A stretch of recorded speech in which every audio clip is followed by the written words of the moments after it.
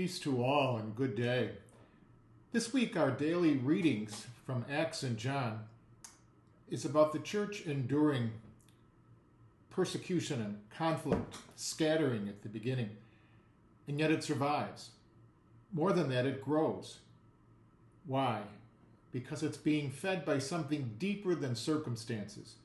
In the Gospel of John, that something is revealed. Christ himself, I am the bread of life. And Christ says to us, do not work for food that perishes. The early Christians could endure loss and uncertainty because they had already found what truly satisfies them. When we're fed by Christ, we're no longer controlled by what happens to us. You know, we spend so much life chasing what fades: approval, security, control. But beneath all of that is a much deeper hunger, not just for bread, but for meaning, for love, for God. Jesus says, in effect, I will give you bread, but not the kind you expect. I will give you myself. This is a hard teaching. And in John 6, we're told, the saying is hard, and many have walked away. It is a moment of decision. Faith is not about choosing what's easy. It's about staying when things are difficult. It's about that deepest nourishment that often comes disguised as a challenge.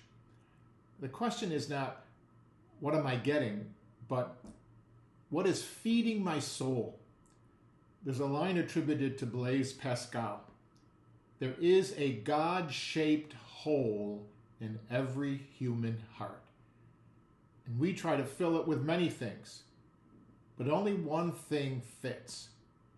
We see this truth echoed even outside Scripture. Viktor Frankl, reflecting on life in concentration camps, observed that those who survived were not necessarily the strongest, but those who had a deeper why to live. Something within them could not be taken away.